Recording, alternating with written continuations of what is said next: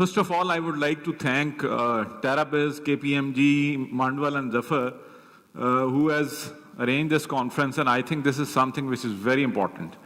We need to sensitize the industry, we need to sensitize all the stakeholders, because this is something which is a significant change and will not go back. So there's a continuous changing and evolving world. Things change. For example, at one point in time, Pakistan was taken out of this grey list. But now, as we are again in, and that is not due to the fact that, because this is a continuous evolving international environment, local environment. So we are living in the world of telecom and ITs and whatnot. So every 5 years, everything significantly changes. So thank you very much, because that has contributed to our job also. Okay.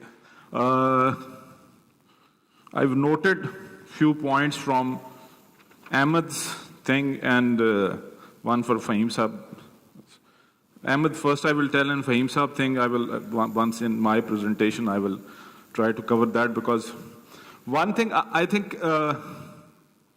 if we think back and if we think about different entrepreneurs, some entrepreneurs moved forward, the other one left because they were more visionary. They thought of things which can come in next maybe 20 years, 25 years time, and they were more receptive to change.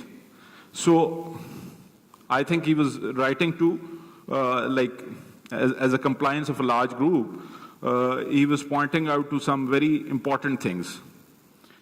The people who are forward-looking, they will not think for small gains and small things.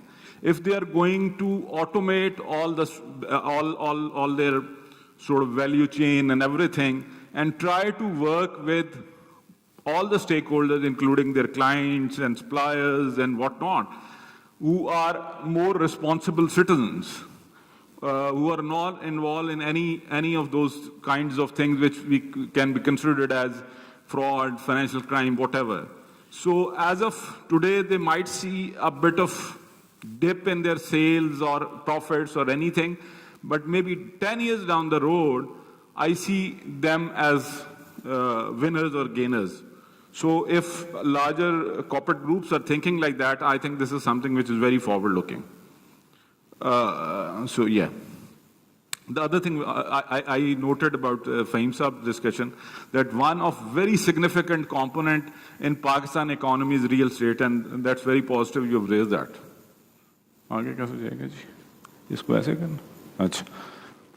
Okay, first I have this, just to introduce, and I hope everybody is sort of very familiar with this thing, Financial Action Task Force.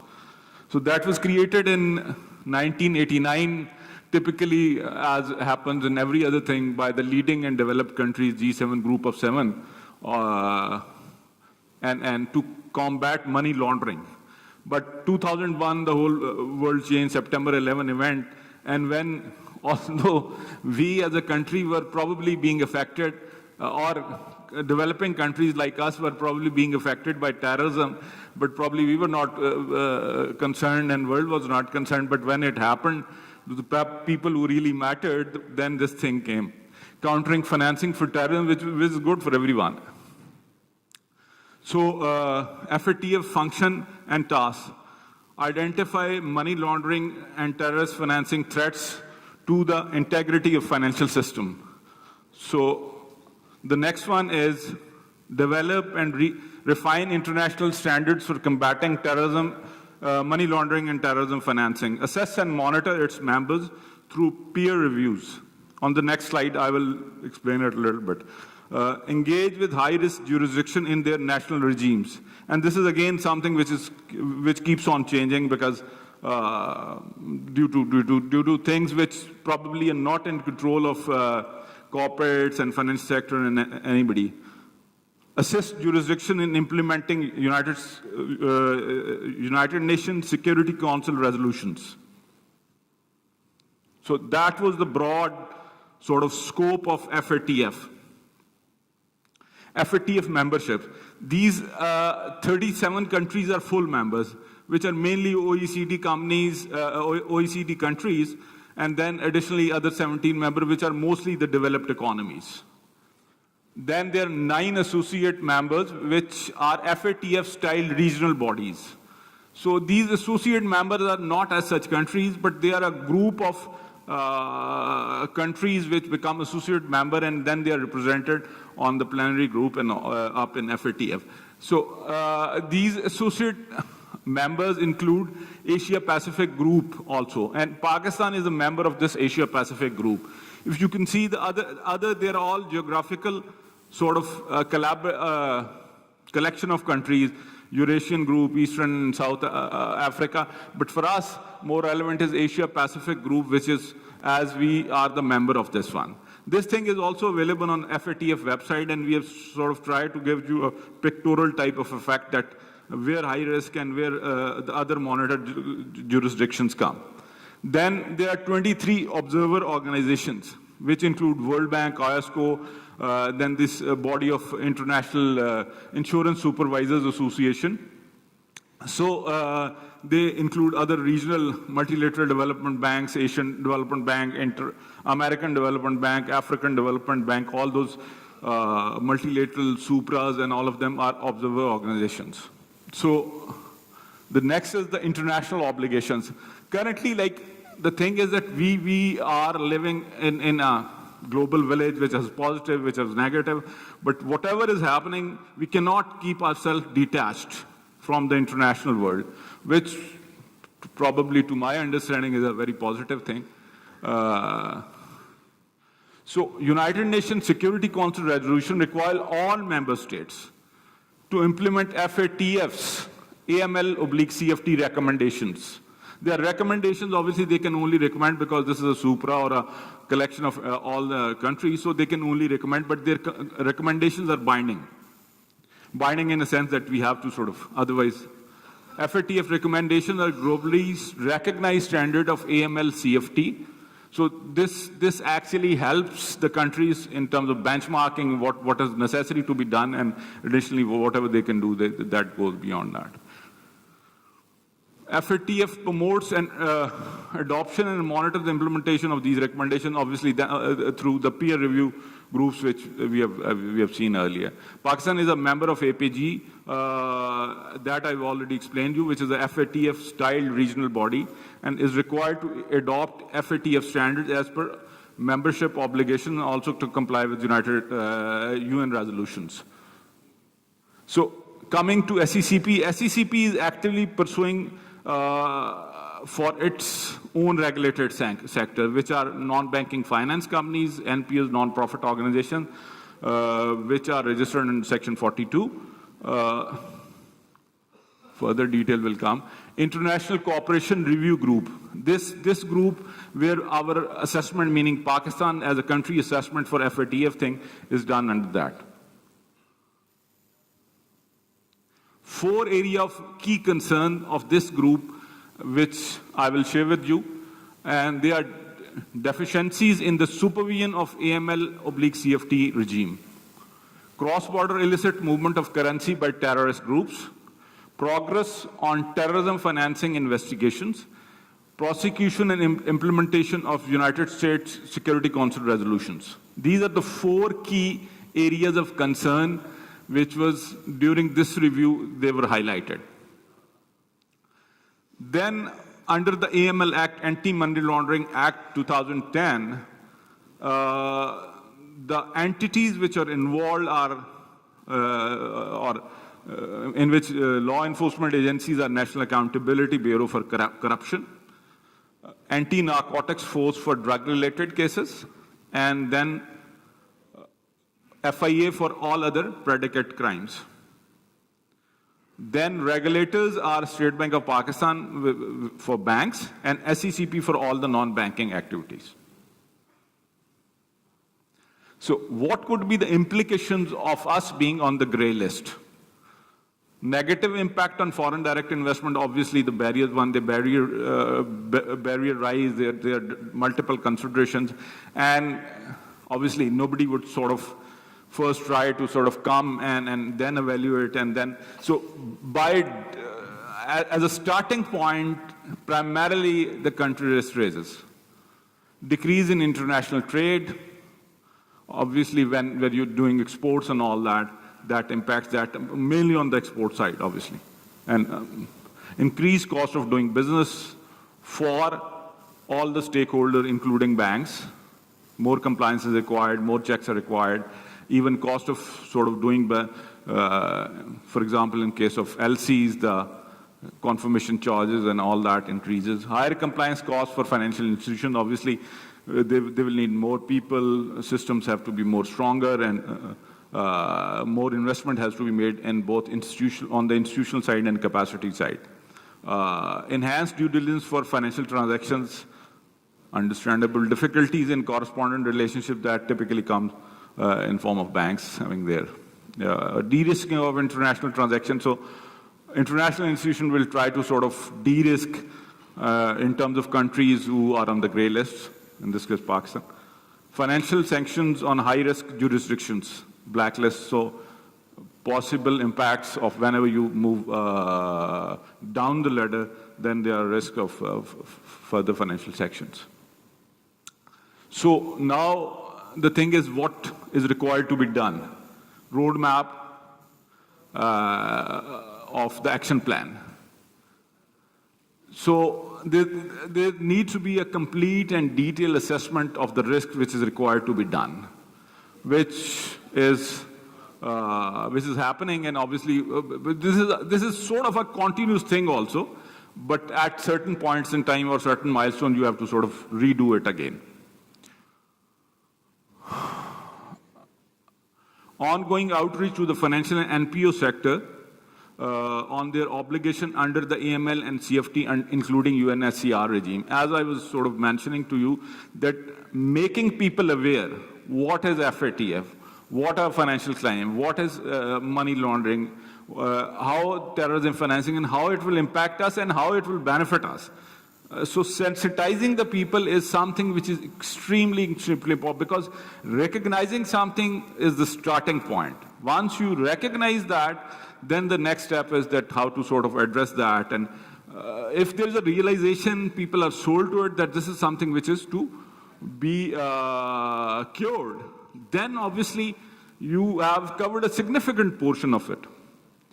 Then risk-based supervision by regulators of financial and NPO sector. Risk-based, that who are high risk and who are low risk. So everybody shouldn't have to sort of go through that rigorous compliance and all that. If there are entities which are in the low risk category, they can go for a lower compliance regime. Implementation of effective, proportionate and dissuasive remedial actions. Yes. The one thing is making people realize that what it is. And if somebody is sort of, for example, I mean, I'm taking example of a person as a non-natural person. So if somebody is not willing, or if there are certain, so then you force them that the regulators are looking at you. There's a system which is watching you, and there's somebody who is keeping an eye on you. And how that can be done? Supervisions and effective dissuasive remedial actions.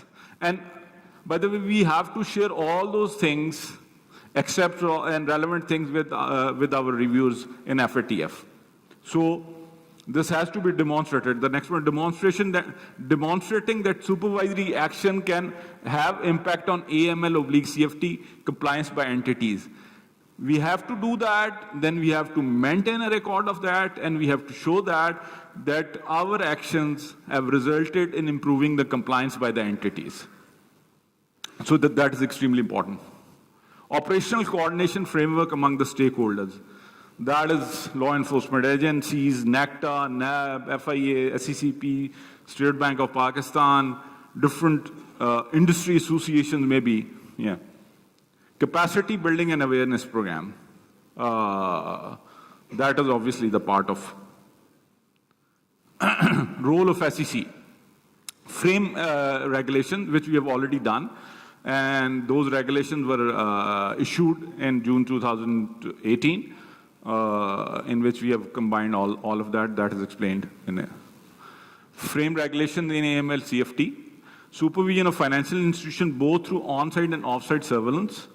And it will obviously will require a lot of technology, a lot of understanding of the law and everything. Ensure compliance with United Nations Security Council resolutions, applicable laws and regulations, and then obviously enforcement, as I've already explained to you, that through dissuasive actions and all that, what is required to be done. These regulations were issued on June 13, 2018 for securities broker, commodity broker, non-banking finance companies, which include mutual funds, which includes leasing companies, which include investment finance services companies, and mudarbas, and insurers oblique takaful operators. Okay, salient feature of these regulations given in these 6 bullets of this slide. Shift from one size all fit to risk-based approach. So a similar compliance requirement is not required for everyone. Some come under simplified due diligence, some come under enhanced due diligence. So it means that we need to sort of focus our energy where it is required more. Consolidation of existing AML CFT regime. So there were different set of circulars and different set of directives issued by SECP for different sectors, meaning for mudarbas, for NBFCs, for securities and commodities. There were different set of circulars. So everything was consolidated under one singular structure. Risk assessment made mandatory for financial institutions, so and that would obviously help them. Enhanced due diligence for PAP, as I was already explaining to you, for PAP being politically exposed person. High-risk jurisdictions, cross-border correspondent relationship, etc. Simplified due diligence measures may be permitted for low-risk customer and transaction, which makes sense, actually. AML/CFT requirements at the financial group level. Enhanced documentation record-keeping requirements. Now, from SECP, we are moving to the role of the regulated entities, that what they will be required to do. Identify and assess ML/TF, meaning money laundering and terrorist financing risks in relation to customers, country or geographic area, product, services, and transaction and delivery channels. So again, the point is that nobody understands business better than whoever is doing the business. First, they have to understand, they have to sort of fully on board for this thing. And then once they are fully on board, then next step is that they do identify and assess the risk at their level. Automated system to capture unusual transaction. So as everything revolves, or the cross-cutting theme of everything in today's business is IT, similar in this case, that we have to sort of automate the system to identify these unusual transactions. Governance structure to inculcate effectively 3 lines of defense. Strengthen internal policies, procedures, and controls. Revamp customer due diligence measures and record-keeping procedures. Group-wide AML/CFT program. Audit function to test the AML/CFT system. Employee training programs. So all these measures are sort of focus at the thing that how we can improve that. What I was one of the most high-risk areas for IMSA was these real estate developers, real estate agents, everything related to real estate. And the second was the smaller, but much smaller component, these jewelers and all those involved in high-value jewelry items and all that. So these are the 2 significantly high-risk areas under this FATF thing. And I think probably somewhere in near future we have to do some major things on that. Right. Thank you very much for your time.